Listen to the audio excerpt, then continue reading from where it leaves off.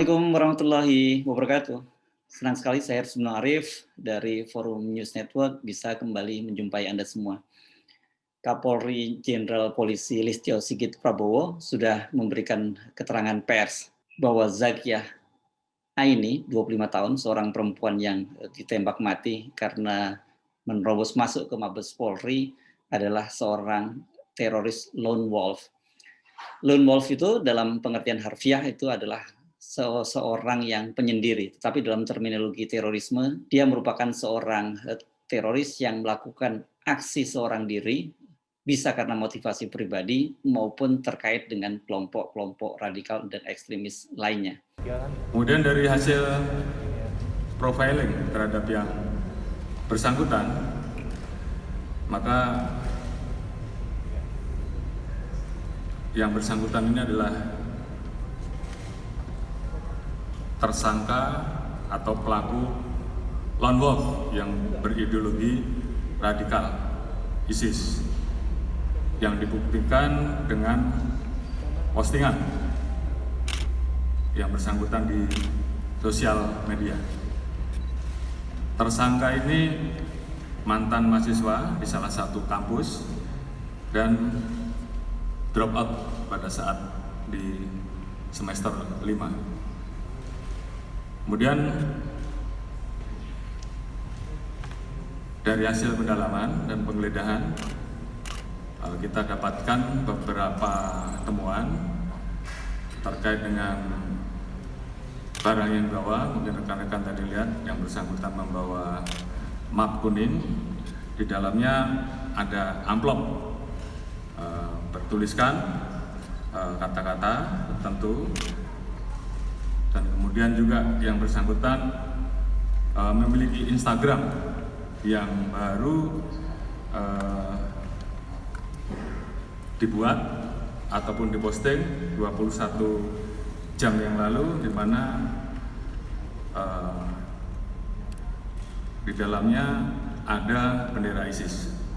Dari penjelasan Kapolri harusnya semuanya sudah clear gitu, apalagi dari penggeledahan di rumah orang tua Zakiah di kawasan Ciracas, Jakarta Timur. Polisi mengaku menemukan semacam surat wasiat yang ditulis oleh Zakiah, dan dalam surat itu Zakiah memberikan nasihat kepada keluarga untuk taat beribadah dan juga dia berpamitan. Selain itu, polisi juga menemukan ucapan pamitan Zakiah di WhatsApp grup keluarga, tapi tidak dijelaskan bagaimana secara spesifik ucapan pamitan itu. Yang beredar di publik adalah surat pamitan dari Zakiah. Surat itu kabarnya sudah ditemukan oleh keluarga Zakiah sebelum peristiwa terjadi, dan tetapi pada waktu itu keluarga Zakiah itu bingung mau melaporkan ke mana.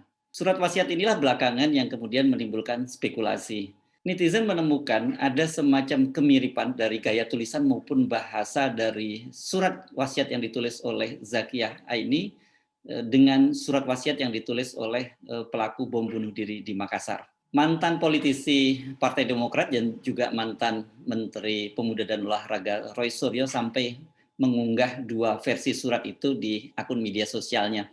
Dan dia kemudian juga mempertanyakan apakah memang betul ada kemiripan dari surat tersebut. Apakah surat ini ditulis oleh orang yang sama atau secara kebetulan? Ini sangat menarik karena banyak sekali kemiripan baik dari gaya tulisan maupun gaya bahasanya. Karena itu Roy Suryo mempertanyakan kepada netizen, dan inilah kemudian mengundang spekulasi yang sangat heboh di media sosial. Ini sungguh aneh tapi nyata. Di luar keanehan itu, pengamat teroris Haris Abulia melihat ada ketiga kejanggalan pada kasus Zakiah Aini ini. Pertama adalah dia mempertanyakan bagaimana mungkin Zakiah bisa menerobos masuk ke Mabes Polri yang kita ketahui selama ini dijaga sangat ketat. Dan bagi siapapun, para pengunjung yang akan masuk ke Mabes Polri itu harus melewati metal detektor dan juga harus menjalani pemeriksaan yang cukup ketat. Apalagi untuk gedung di mana Kapolri juga berkantor. Kejanggalan yang kedua yang disoroti oleh Haris Abulia itu adalah mengapa kemudian Zakiah Aini harus ditembak mati oleh petugas. Sebab kalau melihat video yang beredar, Zakiah Aini tampaknya seperti orang kebingungan yang hanya berputar-putar dan kemudian menenteng senjata, tampak sekali bahwa dia sangat amatir. Jadi harusnya cukup dilumpuhkan dan dengan begitu dia bisa diinterogasi dan dibongkar apakah itu hanya motif pribadi atau dia bagian dari kelompok hanya kebetulan saja dia menyerang seorang diri. Dan kejanggalan ketiga yang dilihat oleh Haris Abu Ulya sebagai seorang teroris, tentu dalam tanda petik, Zakiyah Aini itu tampak tidak mengenal medan.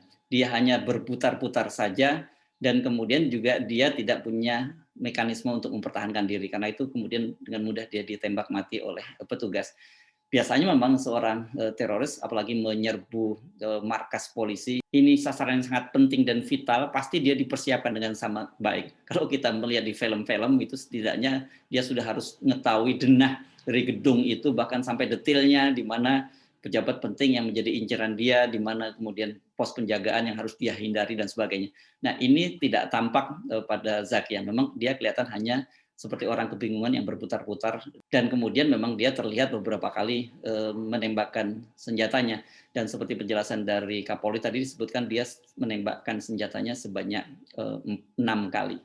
Dengan berbagai kejanggalan itu Haris Abu Ulya minta agar kita tidak berspekulasi apakah dia teroris atau sebenarnya dia hanya seorang perempuan yang sedang dalam tekanan emosi yang sangat berat sehingga dia kemudian bisa dengan mudah dimanipulasi dan dikooptasi oleh orang lain, dikendalikan oleh orang lain untuk melakukan penyerangan ke Mabes Polri.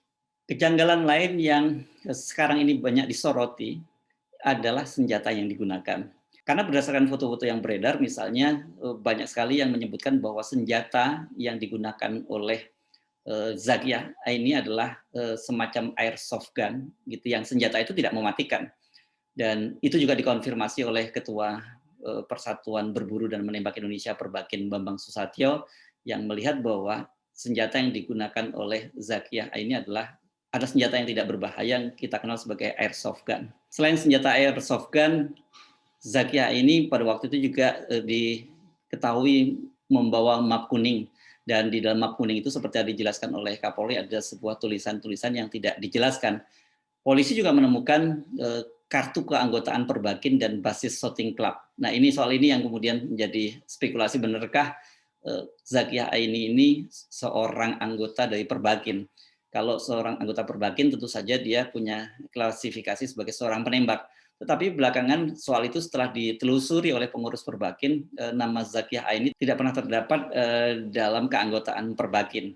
Nah, jadi kalau begitu dari mana dia mendapatkan keanggotaan di Perbakin dan kemudian basis shooting club itu?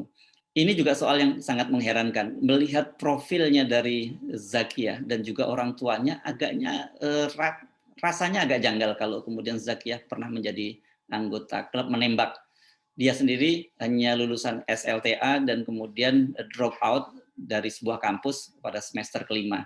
Ini memang agak janggal dengan profil semacam itu dia pernah menjadi anggota sebuah klub menembak. Belakangan setelah ditelusuri oleh media, Detikcom misalnya menemukan fakta bahwa kartu keanggotaan Perbakin dengan nama basis shooting club tadi itu memang itu diperjualbelikan di lapak jual beli online. Semua orang bisa membeli kartu keanggotaan Perbakin dan basis shooting club tadi hanya dengan harga Rp400.000 saja. Jadi bisa diartikan bahwa kartu itu adalah semacam kartu abal. Berbagai kejanggalan dan keanehan tadi menarik untuk ditelusuri, untuk dibongkar lebih lanjut oleh polisi. Sayangnya saksi kunci dalam hal ini Zakiyah Aini sendiri sudah tewas karena ditembak polisi.